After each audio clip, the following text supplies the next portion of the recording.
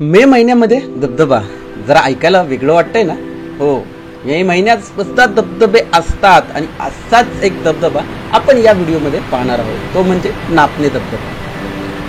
100 फुटांवरून कोसळणारे पाणी, त्यातून निघणारे दवबिंदू, 40 फूट उंचीचा डोह, पक्ष्यांचा किलबिलाट आणि धबधब्याच्या दोन्ही बाजूने वाढलेली वृक्ष, असे अद्भुत आणि निसर्गाने भरभरून दिलेले ठिकाण म्हणजे नापणे धबधबा.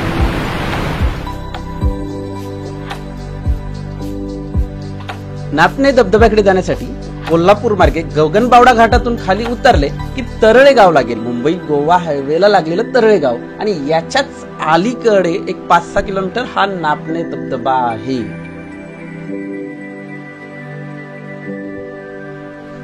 राज्यासह परराज्यातील शेकडो पर्यटक या धबधब्यावर येतात आणि पर्यटनाचा आस्वाद लुटतात. धबधब्याच्या वरच्या बाजूस नादवडे तिथे महादेवाचं मंदिर आहे. त्या नजीक दगड कपारीतून पाण्याचा प्रवाह वर येतो. तीच ही नदी पुढे नापणे धबधब्यापर्यंत जाते. नापणे धबधब्याचं प्रमुख वैशिष्ट्य, प्रमुख आकर्षण हा धबधबा 12माही वाहणारा आहे. जिल्हा परिसरातील हा एकमेव असा धबधबा आहे जो 12माही वाहतो. त्यामुळे इतर धबधब्यांचे पाणी आटल्यानंतर पर्यटकांचा ओढा या धबधब्याकडेही वाढतो.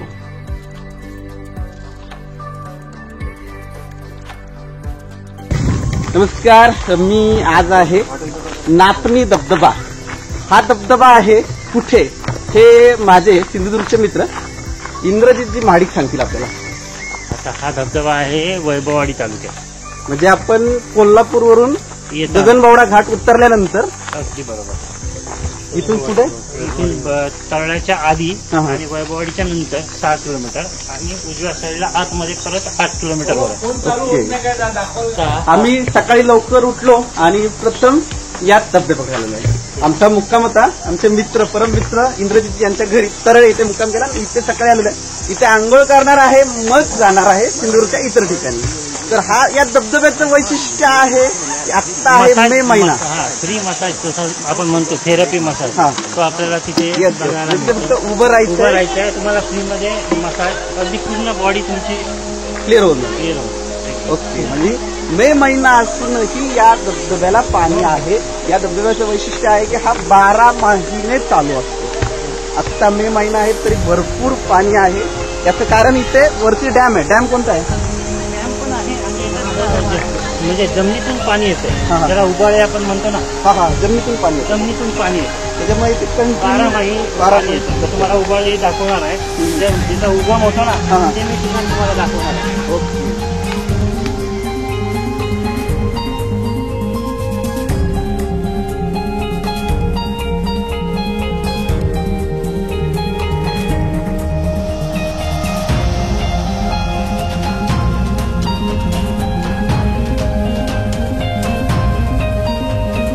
कोकणातील निसर्गाच्या सौंदर्याबद्दल वेगळं असं काय सांग. म्हणजे पृथ्वीवर बसून स्वर्ग पाहिल्याचा आनंद असा होईल.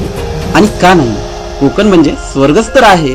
स्वर्गाचं रूप आपल्या नृत्याविष्काराने व सौंदर्याने खुलवणाऱ्या अप्सरा या मला कोकणाला लाभलेल्या सुंदर अशा धबधब्याप्रमाणे वाटतात. असाच एक वैभववाडीतील नापणे शिरपे गावानजीक असलेला नापणे धबधब्याला आज आपण भेट देणार आहोत.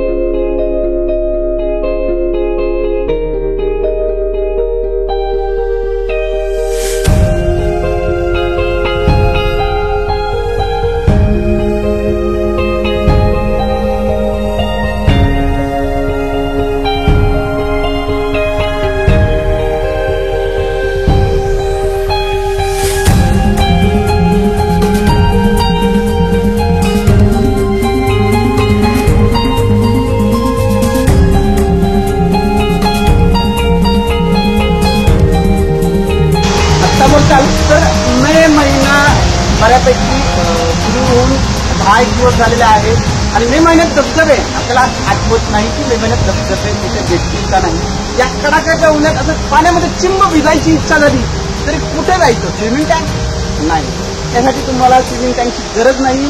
कोल्हापूरमधून आपण गगनबावडा मार्गे सिंधुदुर्गला जाताना गगनबावडा घाटातून उतरल्यानंतर जिथे मुंबई गोवा हायवे सुरू होतो असं ते तळेरे गाव याच्याही 4 किलोमीटर अलीकडे ते सुंदर असा एक धबधबा आहे, नाफेने धबधबा.